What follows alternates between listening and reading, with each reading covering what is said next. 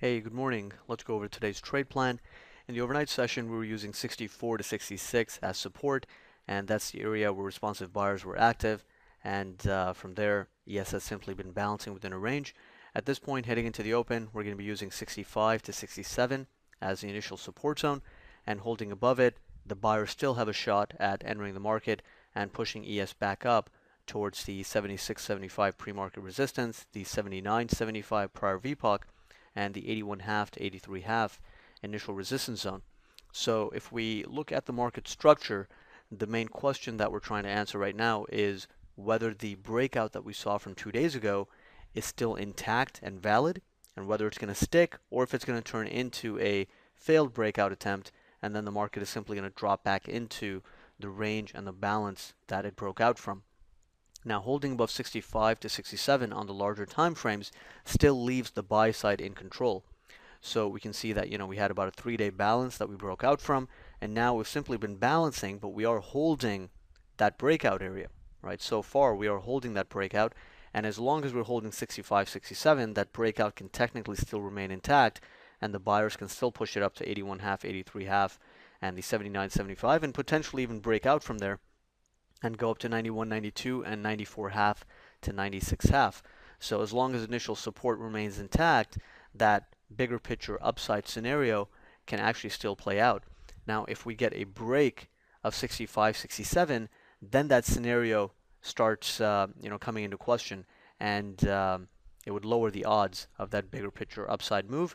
And below 65, 67, we can get a test of the 58 to 60 support area. That's still a short-term inflection point, and buyers can still be active there on first test.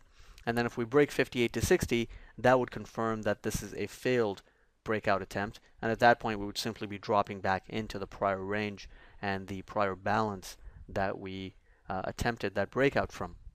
But until then, as long as the market's holding above 65, 67, we're still going to give the benefit of the doubt to the buy side, unless we're seeing some very clear-cut signs that the sellers are being more dominant. So that would be if we started seeing very negative internals, or the NYC tick sustaining and holding below zero, or just very negative price action, then we'll have to adjust our view.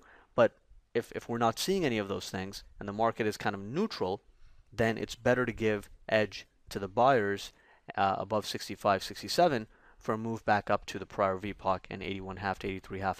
Now, looking at the econ calendar, the primary catalyst is FOMC minutes at 1 p.m. Central Time. So ahead of that, the 81.5 to 83.5 area can still actually hold, and ES can still reject there on first test. But once the FOMC minutes are out of the way, then there's nothing really holding the market back, and a positive reaction can result in a upside breakout and a move still up to 91, 92, 94.5, 96.5. Bigger picture, that area can still come into play, but only if we actually take out 81.5 to 83.5. So right now, the short-term inflection point on the upside is that 81.50 to 83.50 area, and depending on how the market reacts to that, that's really what's going to set the tone for probably the next day or two, and perhaps even longer. So heading into the open, by default, we're going to focus more on the long side above 65, 67, unless there are some very clear-cut negative signs.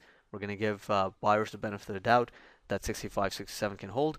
If 65 breaks, then we'll look to look for ES to come down to 58 to 60, which is still an inflection point. Buyers can still be active there on first test, and from there the market can still balance in a range, and then we can resolve one way or the other. And then if 58 breaks, then the bigger picture upside scenario would be off the table, and you wouldn't really have that big reward potential on the long side anymore. So at that point, that would change the market structure. But until then, that upside breakout idea still can play out. So off the open, let's see how the market reacts to 65, 67, whether it's able to hold above it. That would tell us that the buy side is still intact, and that can be taken as a long setup, targeting 76.75, 79.75, potentially 81.5 to 83.5, and then depending on how the market reacts to the initial resistance zone, how the market actually approaches it, whether there's a lot of underlying strength and broad market buying, that's what's going to determine where the market can go from there. But 81.5 to 83.5 is the short-term inflection point on the upside, and then if we break out above there, then we're probably looking at some initiative buying coming in and pushing up to 91.92 and 94.5 to 96.5. So those are the main ideas heading into the open. Let's see if the buyers can retain control here above initial support, and we'll take it from there.